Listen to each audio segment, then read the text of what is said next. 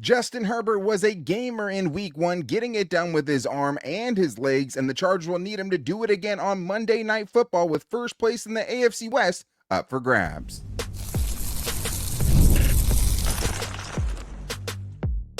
You are Locked On Chargers, your daily podcast on the Los Angeles Chargers. Part of the Locked On Podcast Network, your team every day.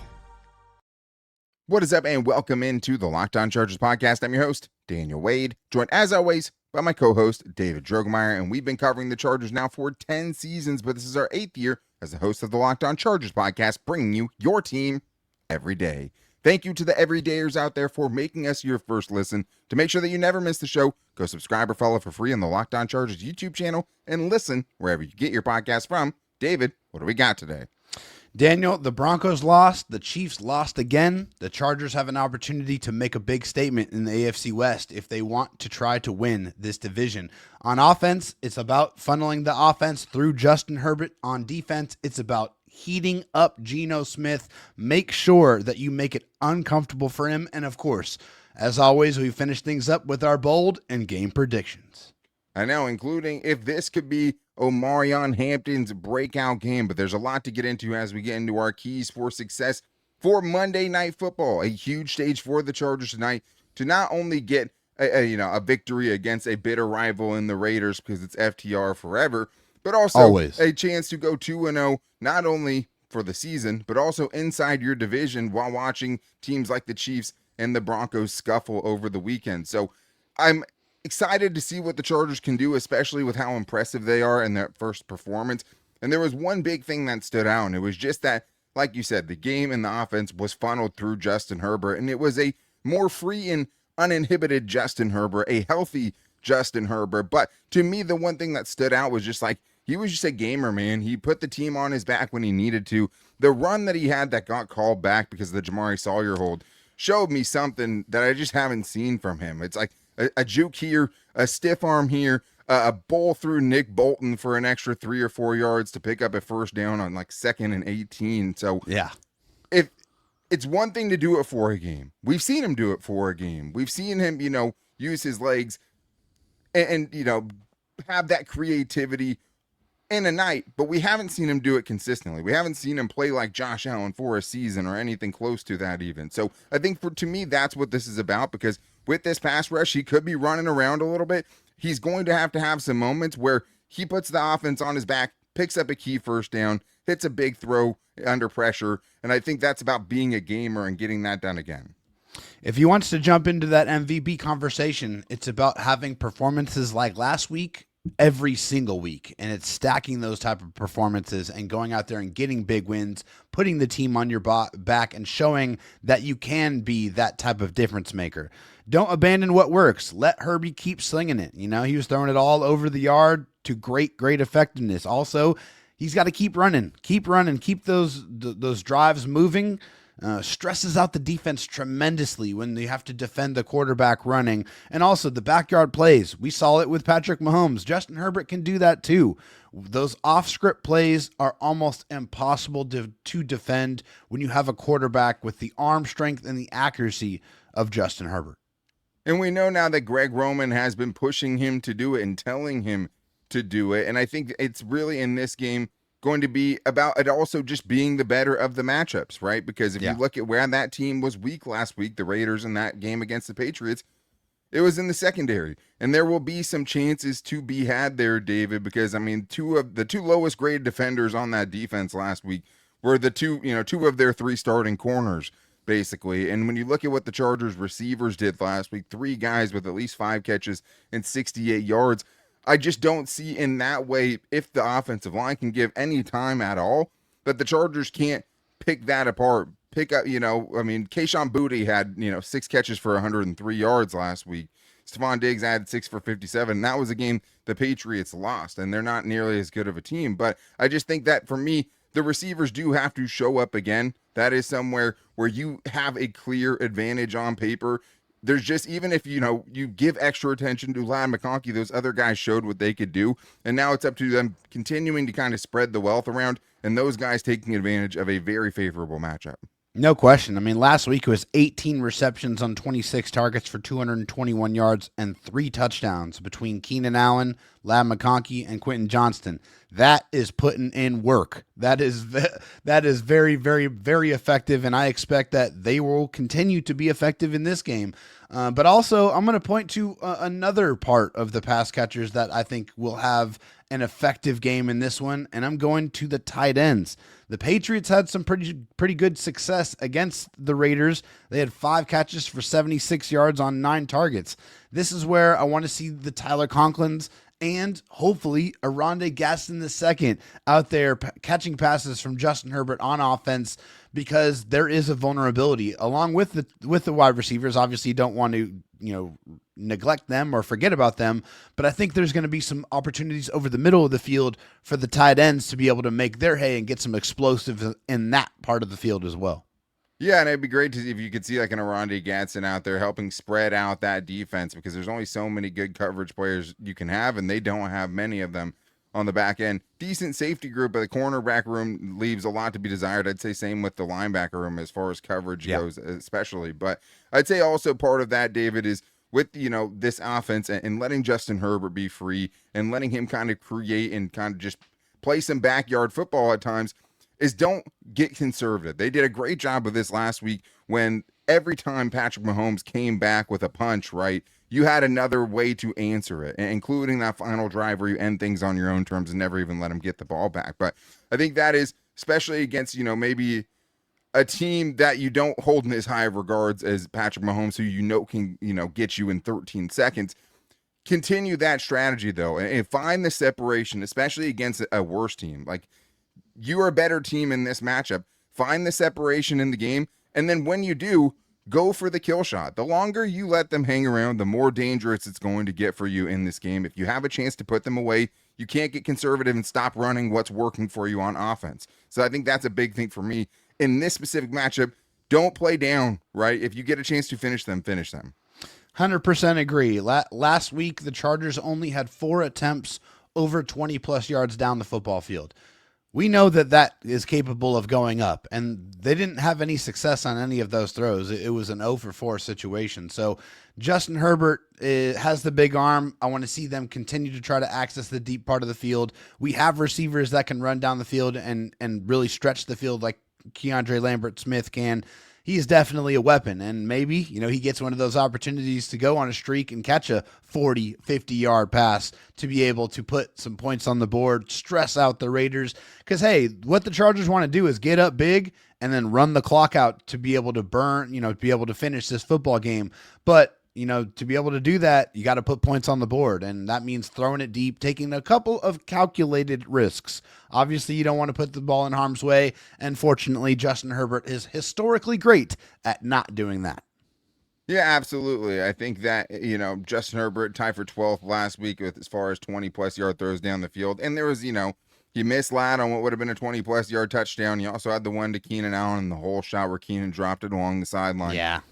Somewhere that could be, definitely better exposed this week against this secondary, I think for sure. There will be some chunk plays to be had, and a lot of it last week came with catch and run intermediate throws they really crushed the Chiefs on. But I think the last thing for me is help Tre Pipkins, right? That is really what this is going to come down to. You can leave Joe Alt on an island as much as you possibly need to, right? You have full trust in him on that left side.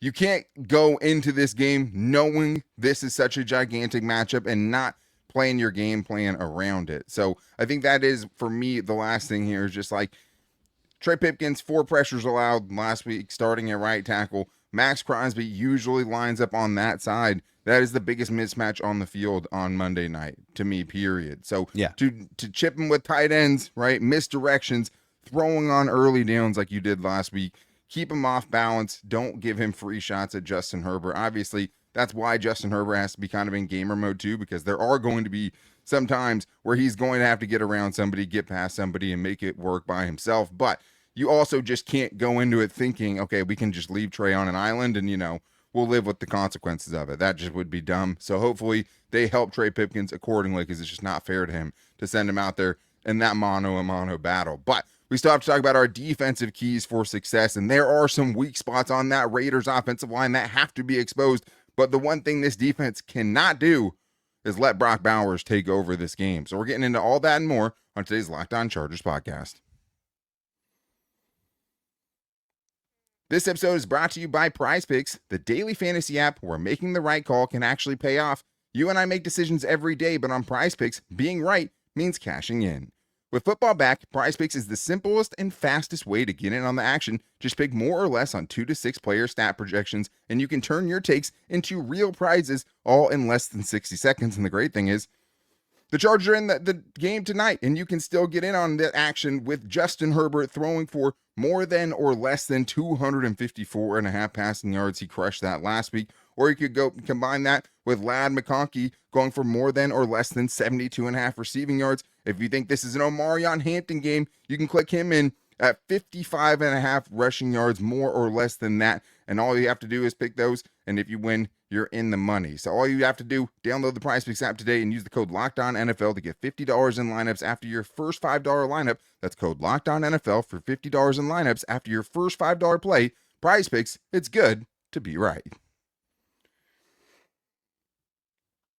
David, we talked about our offensive keys for success, and now let's switch over to the defensive side, because I do think as long as the Chargers offensive line isn't just a total train wreck, like they will find a way to put some points on the board. But I think it's up to this Chargers defense, who last year struggled against good quarterbacks, started off really hot last week against Patrick Mahomes, but did not get, a stop in the second half as far as not allowing the Chiefs to get points. And this is another good quarterback that they're going up against. The Raiders, if that's, one of the most improved positions in the entire AFC West, they're not going to be able to get away with some of the things that they were able to before. But the good news is you look across this Raiders offensive line, and there's a lot of places you could attack. And even in a game that they won last week, it wasn't all that easy for that offensive line to hold up. And I do think that they're, whether it's their right tackle, whether it's Jackson Powers-Johnson being out of the game and attacking his replacement, being able to expose this offensive line with guys like Khalil Mack and Thule, maybe guys who didn't get in the sack column last week, that is to me what this is all about on the defensive side. Absolutely. Geno's passer rating when kept clean is 111.7. His passer rating when under pressure is 72.5. That's a 40-point difference. It is absolutely massive. Geno is not the most mobile quarterback in the world. He is definitely somebody that has a little bit of escapability, but he is much more of a pocket passer. And you don't have to be as disciplined in your rush lanes as you were with Patrick Mahomes, who has the ability to escape and be able to get away. You can really pin your ears back a little bit and get after this offensive line. And you mentioned it, the right tackle, DJ Glaze, 4 pressures, the center, 2 pressures, Dylan Parham, the left guard, 3.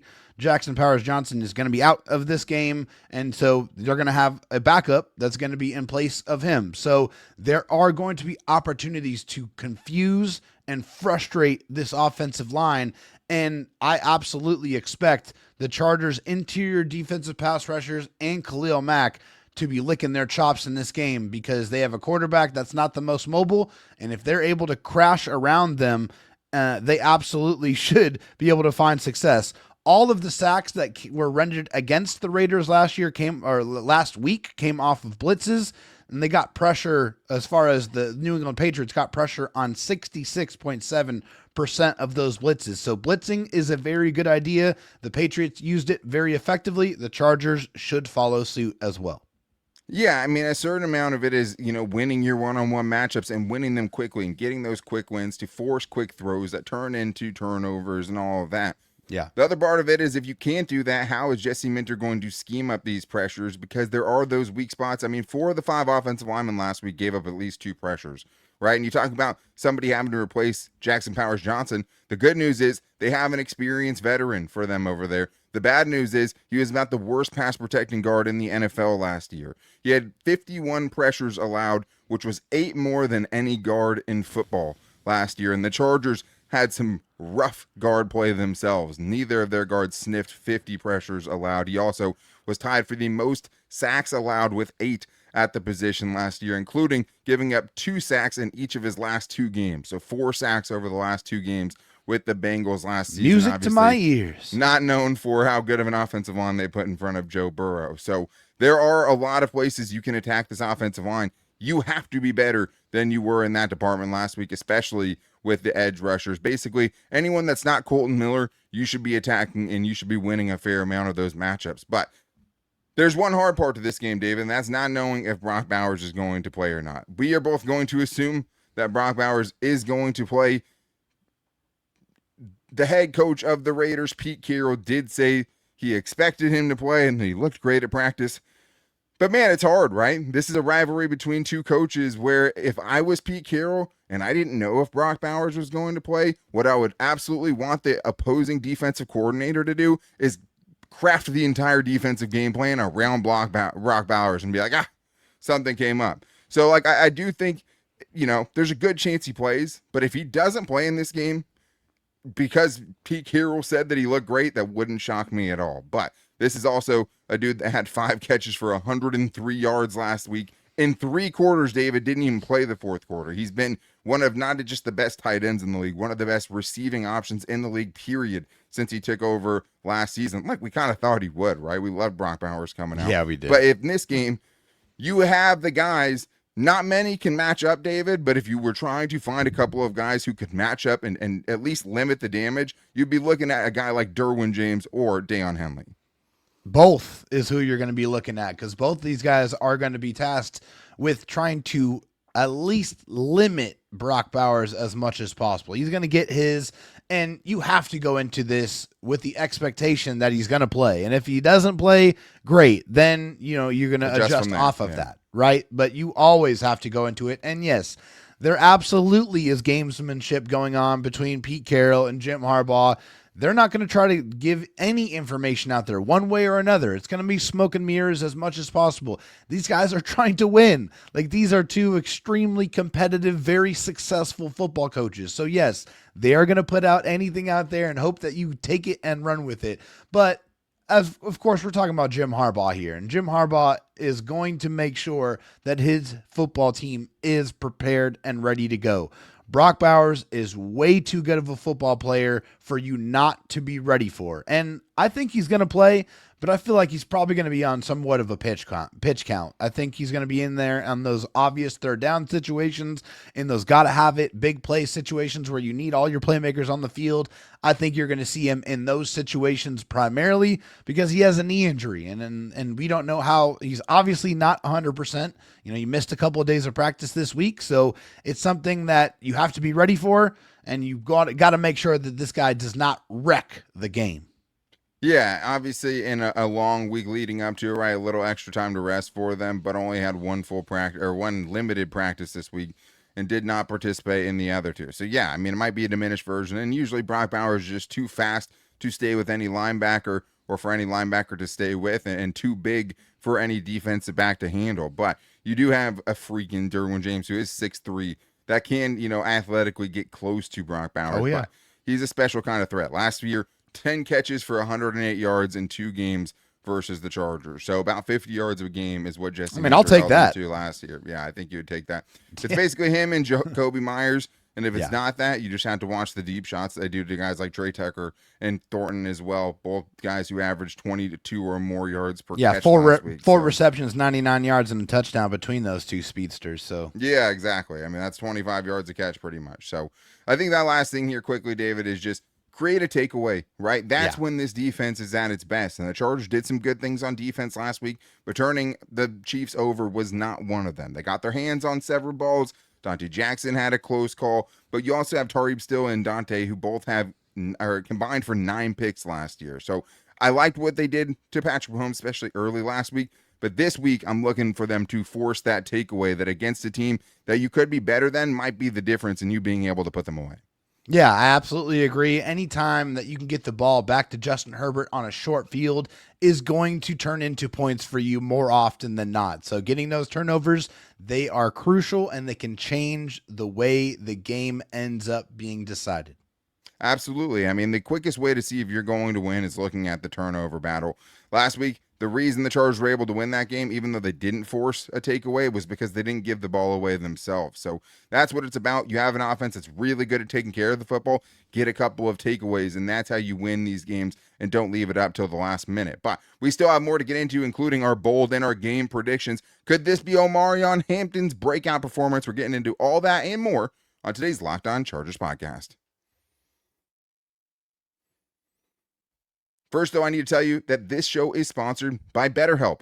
We all turn to some funny places for advice. Your barista, your barber, maybe even a random stranger in the bathroom, but not everyone is the right one when it comes to real support. That's why BetterHelp is here. With over 30,000 licensed therapists and more than 10 years of experience, BetterHelp finds you the right match, someone clinically trained and credentialed to guide you through life's challenges. I love therapy, and one of the things that I know it's helped me, at least with BetterHelp, is the fact that they give you tools to help you in your everyday life. And as a bartender, I'm someone that people come to when, some of the tools that I've gotten from BetterHelp have helped me guide them in the right direction. But what I've thought is you need to be looking in the right places for therapy so you can have your own tools to help yourself on a daily basis. And it's always flexible, which is great. All online. You can join sessions from home or on the go. As the largest online therapy provider in the world, BetterHelp can provide access to mental health professionals with a diverse variety of experience. Find the one with BetterHelp. Our listeners get 10% off their first month at BetterHelp.com/LockedOn. That's BetterHelp, HELP.com/LockedOn. Hey, Locked On Chargers fans, are you still paying full price for gas?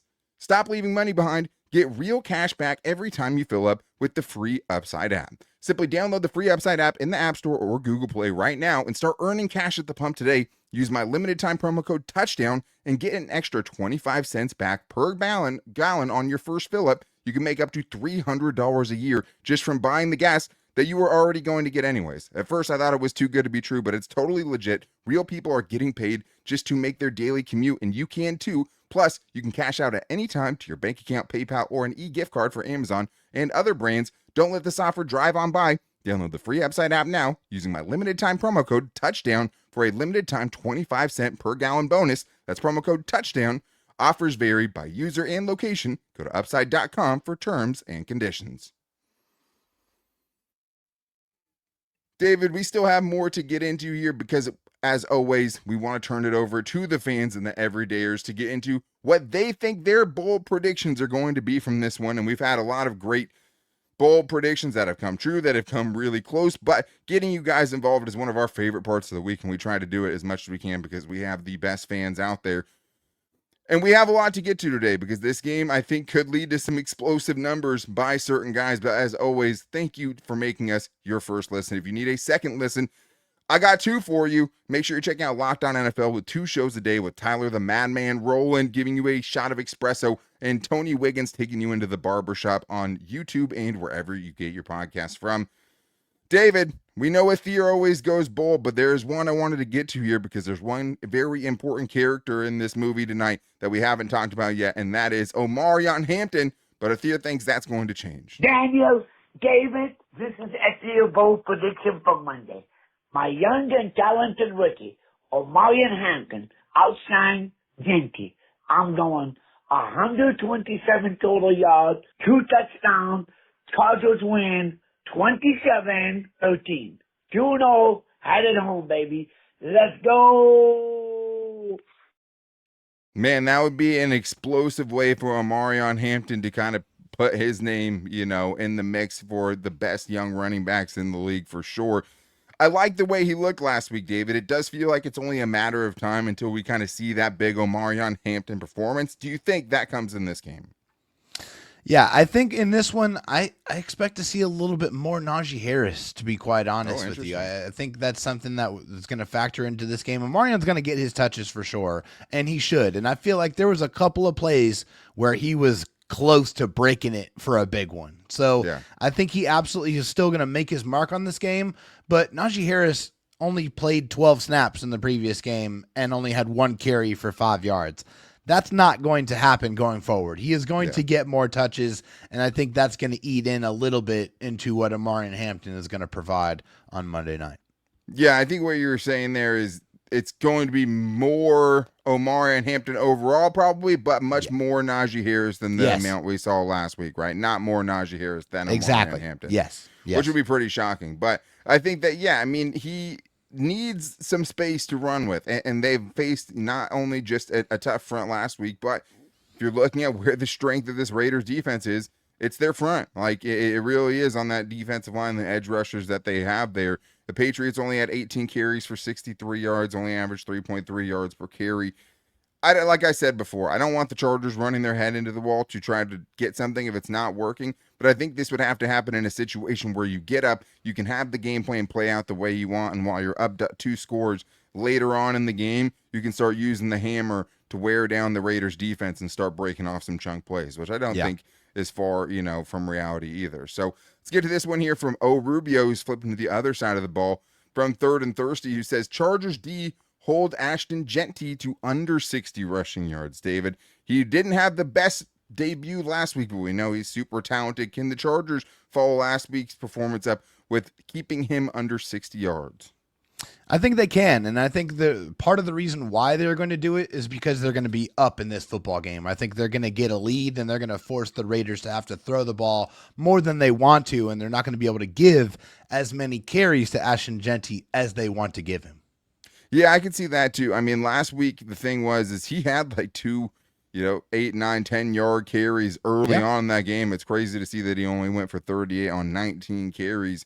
But that offensive line was a little bit of a mess for the Raiders last week. There's no two ways around it. That just was what it was. And I trust this Chargers defensive front to at least not give, the big openings that should lead to the big gash plays. But it'll be up to the Chargers to bring down a guy who's a little smaller height-wise and is very strong, very tough to tackle. You don't want him to have his breakout party against you. And I think the Chargers front can limit him as well and give him another kind of welcome to the NFL week this week. But let's get to this one here from Jackson, who is bringing up a Chargers favorite who's now getting another chance to do what I'm sure he missed last year. That's go up against the Raiders. Jackson says Keenan Allen will have 8 receptions for 100 yards and 2 touchdowns, putting this Raiders secondary on barbecue chicken alert, just like old times. What do you think, David?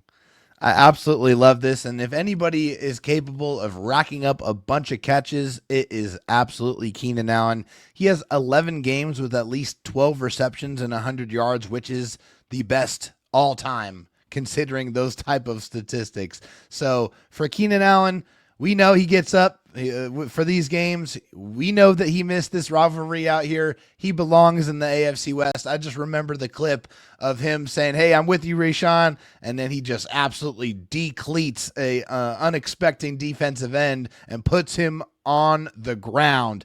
That's the type of Keenan Allen I hope that we're going to get on Monday night. The dog, the guy that's uncoverable, the guy that knows how to get open and be open. It's Third and Keenan for a reason, because the dude shows up and shows out every time.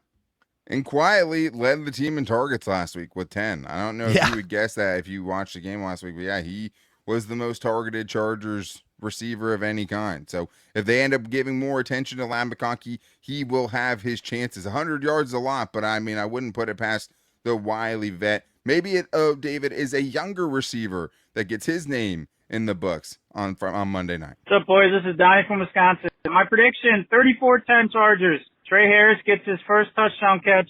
Herbert goes 3 touchdowns, no picks. That's what I think. It's going to be a whooping. Later. Well, I sure hope it's a whooping. David, can we see Tre Harris get his first career touchdown in this one? Yeah, I think we can see it. I think we can see it. Tre Harris is a guy who got his feet wet last week, got a really nice catch, and I think he's going to be more and more involved as the season goes on, as he continues to go out there and show that he can be trustworthy in those moments, make those catches, keep the chains moving. That is only going to result in him getting those opportunities to get it into the end zone. And he's a bigger receiver, and a lot of times, these games come down to how efficient you are in the red zone, and that's a place where you have to be able to make some tough catches, and we saw that he had that ability in camp to kind of body people out, box people out with that bigger body and make those tough catches. So the Chargers should be trying to spread the Raiders out and test that cornerback depth as much as they possibly can, so maybe he gets a little extra opportunity on Monday night. But let's get to our own bold predictions here. David, who did you go with this week? I went with KLS. I'm going 3 catches for 85 yards and a 40-yard touchdown. Damn, I mean that's bold for sure. I mean, it would be crazy to see him kind of burst onto the scene in that way. It only takes a couple plays for him. You know what I mean? That's one of the things he did throughout the offseason was just take advantage of the opportunities that he had. And after a slow start, missing most of the offseason OTAs and stuff like that, came on really strong at training camp with a propensity to make the big time catches and the special catches. I'm going with Ladd McConkey for this one. Sometimes I think we can overthink it, and I think this is where Ladd McConkey says, yes, we have some depth at receiver, but I'm still that guy. 7 catches, 114 yards, and 2 touchdowns. I think success of the other receivers makes it a little bit tougher. I know talking with your boy Q, he was not stoked on what they had as far as slot cornerbacks. Neither Darnay Holmes nor Jeremy Chin can hold that jockstrap, if you know what I mean. So I think he got doubled a bunch last week, and that was with a team that had Trent McDuffie, had a true CB1 to kind of give in some other matchups to give them some more leeway. I don't know how you leave those other guys alone with the second and third best corners if you're the Raiders and give a ton of attention to Ladd McConkey. They're going to get spread out. I think Ladd McConkey is the benefactor of it with a big game here. But let's get to the game predictions, David. Last week, I didn't pick the Chargers to win. I told them many times they had to prove it to me before I was going to pick them over the Chiefs. You had the big upset last week. Do the Chargers keep it rolling and get to 2-0 and first place in the AFC West? Yes, they absolutely do. They are the better football team in this game. They will prove it. They are going to beat the Raiders handily, 34-20. Ooh, yeah, I like that. I mean, a double-digit win, fourth quarter where you don't have to be on borderline cardiac arrest would be nice. I did not pick the Chargers to win last week. I am going to pick the Chargers to win this week. I have it Chargers 28, Raiders 23. I think the Raiders probably close in a little bit, get a late score maybe to make it seem a little bit closer than it actually is. And I do think that the edge pressure specifically that they're going to face this week is going to be a little bit different than what they faced last week, which is much more of an interior threat. The Raiders front is strong, and you have a chance to lead the division. It would be somewhat of a trap game if you didn't have Jim Harbaugh going up against Pete Carroll and knowing how much this game's going to mean to him. Yeah. You could be worried about, the Chargers not being up for it, but it's Monday night. It's a Jim Harbaugh coach team. You go get Jim Harbaugh so that these games are coached appropriately, right? And your team is ready to go for big moments like this, even against a team who was bad last year. You have a chance to win this week, and then you get a game against the Broncos next week with a chance to put yourself up on everyone by potentially 2 games inside that division with the tiebreaker over all 3 of your AFC West foes. A huge game on Monday Night Football. So hopefully my daughter agreed with us and it's also picking the Chargers to win this game.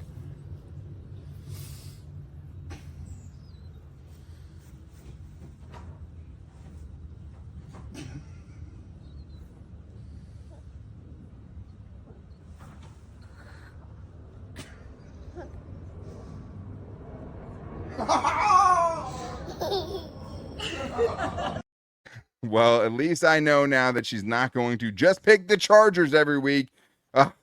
Dylan has officially picked the Raiders, and she's been disowned from the family. I've decided. So, it was nice knowing her need a new baby after that one. No, but, when she sees the Raiders logo, she only boos. That's like one of the first things I taught her when she started being able to talk. So it's Chargers in her heart, but she's picking the Raiders for this one. Let us know who you think is going to win and what you think the score is going to be. But make sure, most importantly, you are back here tonight for a late night Locked On Chargers after this game, which starts at 7 p.m. Pacific time. We will still be here with you guys because it's your team every day.